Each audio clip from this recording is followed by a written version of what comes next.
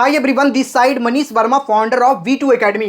आज का वीडियो आप सभी बच्चों के लिए बहुत इंपॉर्टेंट होगा, जितने भी लोग जेई मेन और एडवांस के एग्जाम में अपीयर होने वाले हैं। अगर आपने जेई मेन और एडवांस के एग्जाम में अपीयर होने का डिसीजन लिया है तो आप सभी बच्चों के मन में एक सवाल तो होता ही होता है, और वो है नंबर ऑफ अटेम्प्ट को लेकर। मतलब एक बच्चा कितने बार जेई मेन और एडवांस के एग्जाम में अपीयर हो सकता है, और सबसे इंपॉर्टेंट सवाल, एक साल में कितने बार अपीयर हो सकता है, क्या कुछ एलिजिबिलिटी क्राइटेरिया होती है और क्या इसके लिए कोई एज लिमिट है। ये सारी बातें आज के इस वीडियो में करेंगे। वीडियो बहुत इंपॉर्टेंट होगा, पूरी ध्यान से आप लोग देखिएगा। और जो लोग नए हैं चैनल को सब्सक्राइब करके बेल आइकन दबा लीजिएगा, क्योंकि ये चैनल अभी से लेकर के जब तक आपके एडमिशन नहीं हो जाते, इवन आपके रजिस्ट्रेशन, उसके बाद आपके एग्जामिनेशन के स्ट्रैटेजी, और सिर्फ इतना ही नहीं, आपके रिजल्ट, और रिजल्ट के बाद सबसे इंपॉर्टेंट आपके काउंसलिंग तक हम लोग कंप्लीट सपोर्ट करते हैं। मतलब अगर आप जेई मेन और एडवांस के एग्जाम में अपीयर होने वाले हैं तो ये चैनल आपके लिए है। आप सभी बच्चे सब्सक्राइब करके बेल आइकन दबा लीजिएगा।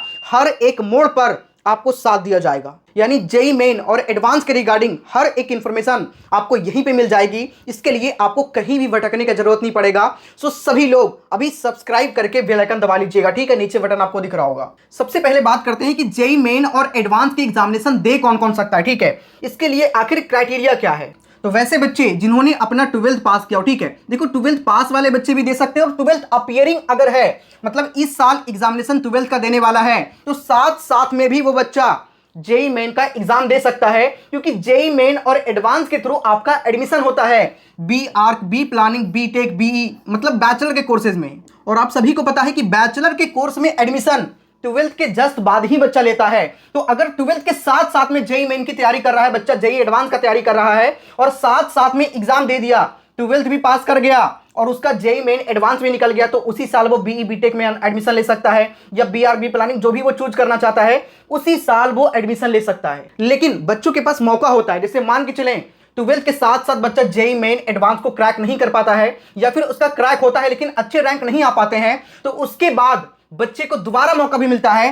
12th अपीयरिंग के अलावा फर्स्ट ड्रॉपर बच्चा भी इस एग्जाम में अपीयर हो सकता है, और सेकेंड ड्रॉपर भी इस एग्जाम में अपीयर हो सकता है। लेकिन मैं बात कर रहा हूं मेंस की, ठीक है? लेकिन एडवांस का क्राइटेरिया थोड़ा सा अलग हो जाता है। एडवांस बच्चा ओनली 2 साल तक ही अपीयर हो सकता है। पहला वो बच्चा जो 12th पास किया, तो 12th के साथ साथ में जेई मेंस और एडवांस दोनों के लिए एलिजिबल होता है, और 12th के बाद फर्स्ट ड्रॉपर बच्चा मेंस और एडवांस दोनों के लिए एलिजिबल होता है। लेकिन सेकेंड ड्रॉपर जो बच्चा है वो ओनली मेंस के लिए एलिजिबल होता है। ये बच्चा एडवांस के लिए एलिजिबल नहीं होता है, ठीक है? हम एज अ एग्जांपल भी समझेंगे, लेकिन ध्यान से समझना, मेरे कहने का मतलब सिर्फ इतना है कि जेई मेंस का एग्जामिनेशन बच्चा 3 साल तक दे सकता है। एक वो साल जिस साल उन्होंने 12th पास किया, उसके अगला एक साल 12th के बाद फर्स्ट ड्रॉपर जो है वो, और एक उसके अगला एक साल सेकेंड ड्रॉपर, मतलब 3 साल तक बच्चा जेई मेंस का एग्जाम दे सकता है। लेकिन एडवांस का एग्जामिनेशन वही बच्चा दे सकता है जो बच्चा 12th अभी पास किया है, या फिर फर्स्ट ड्रॉपर है। सेकेंड ड्रॉपर जेई एडवांस के एग्जामिनेशन में अपीयर नहीं हो सकता। लेकिन यहां पर मजे की बात यह है कि जेई मेंस का एग्जामिनेशन हर साल 2 बार कंडक्ट होता है। तो मैंने मेंस वाले बच्चों को यह बताया है कि 3 साल तक आप एग्जामिनेशन दे सकते हैं। मैंने 3 बार नहीं कहा, ठीक है? साल में 2 बार हो रहा है, तो 3 साल तक अगर बच्चा अपीयर हो सकता है तो कितने बार अपीयर हो सकता है? 3 साल तक, मतलब इसको 3 से मल्टीपल कर दो, टोटल 6 बार बच्चा जेई मेंस के एग्जाम में अपीयर हो सकता है। लेकिन एडवांस का एग्जामिनेशन साल में सिर्फ 1 बार कंडक्ट होता है। मतलब एडवांस के एग्जामिनेशन बच्चा 2 बार अपने लाइफ में अपीयर हो सकता है। अब यहां पे बच्चों का डाउट होगा, सर जैसे हमने अपना 12th एग्जामिनेशन 2025 में पास किया, ठीक है? मान के चलो आप जिस साल भी पास किया अपने हिसाब से अंदाजा लगा लेना, लेकिन मैं एग्जांपल ले रहा हूं। अगर कोई बच्चा 2025 में एग्जामिनेशन पास किया, लेकिन इस साल ये बच्चा जेई मेंस का एग्जाम दिया ही नहीं, तो क्या अगले साल इनको मौका मिलेगा? 2026 में क्या मौका मिलेगा? क्या 2027 में मौका मिलेगा? 2028 में मौका मिलेगा? इसने तो 2025 में 12th पास किया, लेकिन उस समय एग्जाम ही नहीं दिया, तो क्या 26, 27 और 28 तीनों साल में मौका मिलेगा? तो ऐसा बिल्कुल भी नहीं है, इसको तीनों साल मौका नहीं मिलेगा।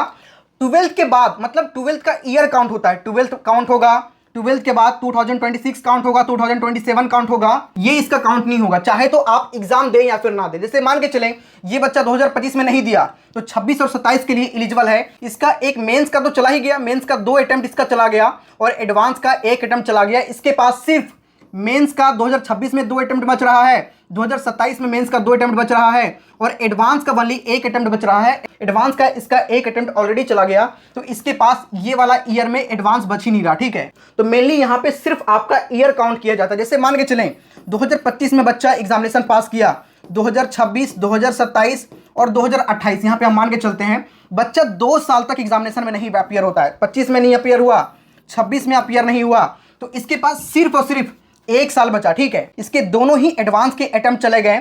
2025 में भी ये मेंस और एडवांस नहीं दिया, 2026 में भी नहीं दिया, मेंस और एडवांस दोनों ही नहीं दिया, तो सिर्फ इसके 2027 का अटेम्प्ट बच रहा है। और ये सिर्फ मेंस के लिए एलिजिबल है, क्योंकि एडवांस के लिए क्राइटेरिया ये है कि 12th अपीयरिंग बच्चा इसमें पार्टिसिपेट कर सकता है या फिर 12th का फर्स्ट ड्रॉपर पार्टिसिपेट कर सकता है। लेकिन इसने तो दोनों ही साल में स्किप कर दिया, इन्होंने एग्जामिनेशन ही नहीं दिया, जिस वजह से इसके पास सिर्फ और सिर्फ 1 साल बच रहा है। लेकिन अगर कोई बच्चा तीनों ही साल 25 में पास किया, 25 में भी नहीं दिया, 26 में भी नहीं दिया, 27 में भी नहीं दिया, लेकिन 2028 में वो चाहता है कि हम एग्जाम में अपीयर हों, तो वो नहीं हो सकता है क्योंकि उन्होंने अपने तीनों ही साल को गवा दिया। तो ये आपको समझ में आ गई होगी।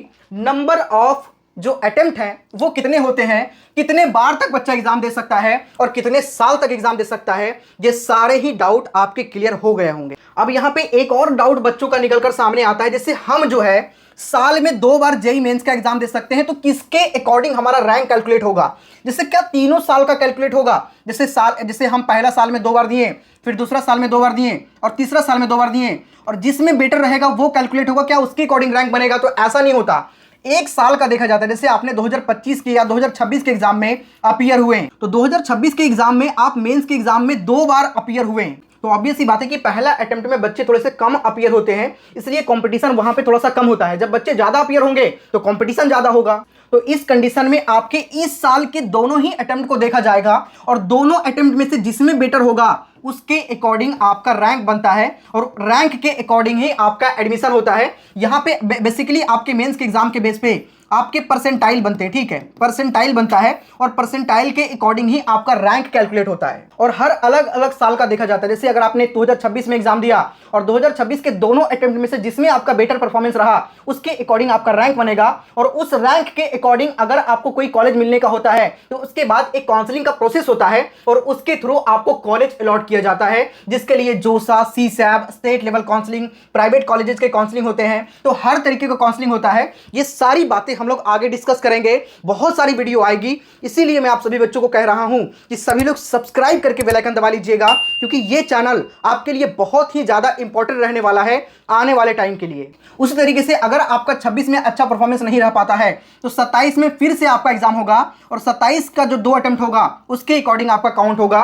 और मेंस अगर क्वालिफाई करेंगे, किसी भी अटेम्प्ट को आप क्वालिफाई कर रहे हो तो उसके बेस पे आपका एडवांस का एग्जामिनेशन होता है, और अगर एडवांस में अच्छे रैंक आपके आते हैं तो एडवांस के थ्रू आपको आईआईटी में एडमिशन मिलता है, जबकि मेंस के through NIT, triple IT, GFTI और अन्य स्टेट गवर्नमेंट के जो कॉलेजेस होते हैं वहां पे आपको एडमिशन मिलता है। और साथ ही कई सारे प्राइवेट कॉलेजेस में भी ये जो मेंस का रैंक होता है वो वैलिड होता है। तो मेंस के थ्रू आपको हर एक कॉलेज के अंदर एडमिशन मिल जाएगा, बशर्ते आपको आईआईटी में एडमिशन नहीं मिल पाएगा। आईआईटी के लिए आपको एडवांस के एग्जाम में तो अपीयर होना ही होता है। तो ये बातें आपने समझ लिया, ठीक है, मेंस और एडवांस के रिगार्डिंग।